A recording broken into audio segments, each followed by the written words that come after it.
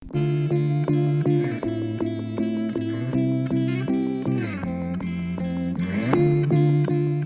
we are here to share a success story about business to business.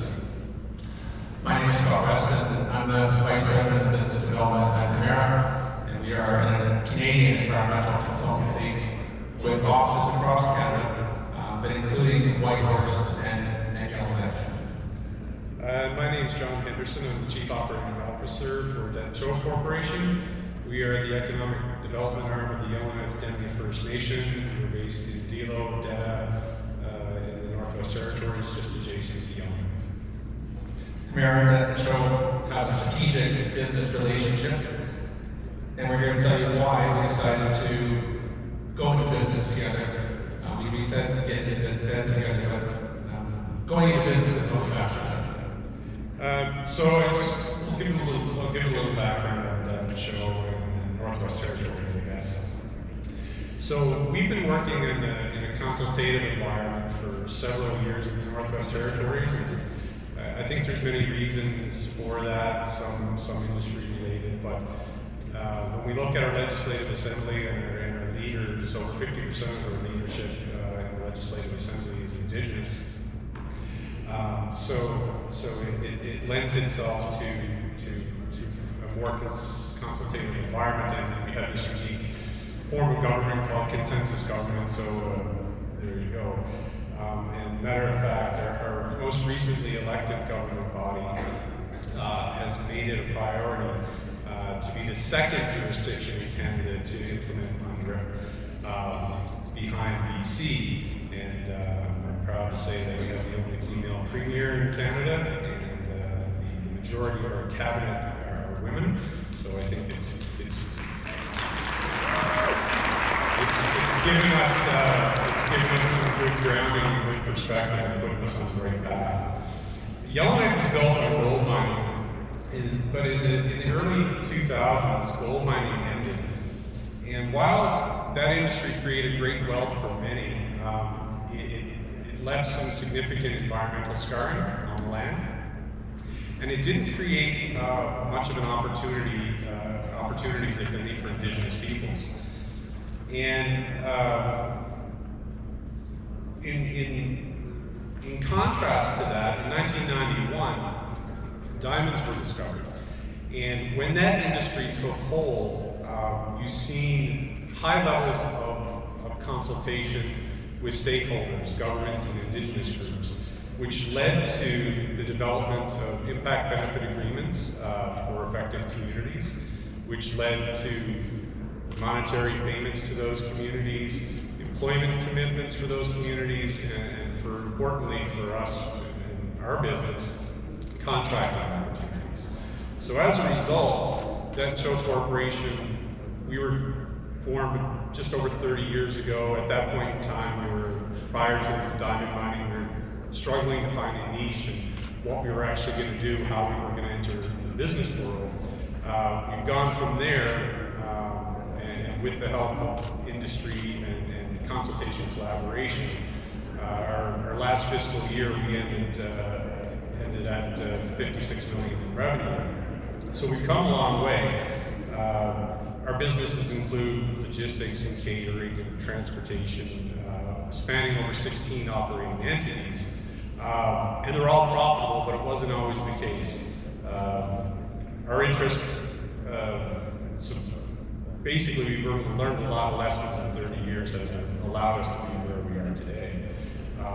And up until now, our interests were very focused in production mining. But we recognize that the diamond industry and resources in general have a finite life, so we're looking to expand. And one of the areas we looked to expand was in environmental consultancy. And when we look for partners today, we look for companies that are high performing, that share the same values that we do, and we follow Dene values. Companies with a reputation of working well with Indigenous partners, an interest in developing local workforces, and partners that allow us to grow our participation and our expertise in that business. At Hemmera, and as with most service businesses, partnerships is a core strategy for success.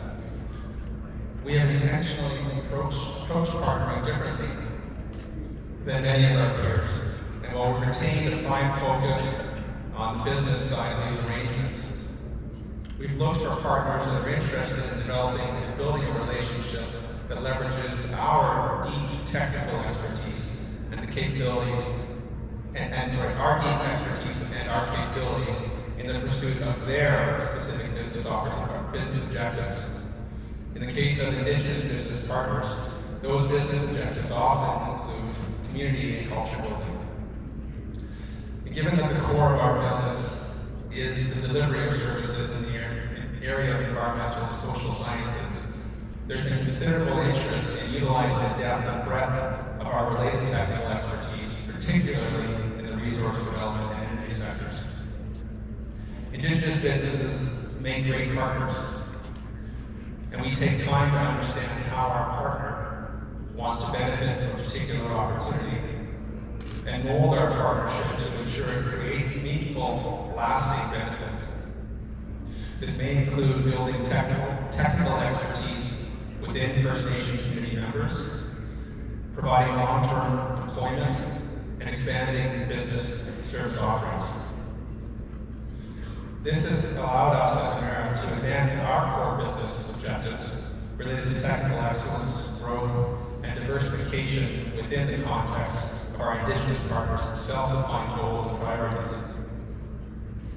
Together, we've been able to build competitive and sustainable service areas that not only advance our mutual business objectives, but that also result in shared learning, skills training, and technical capacity building across both partner organizations.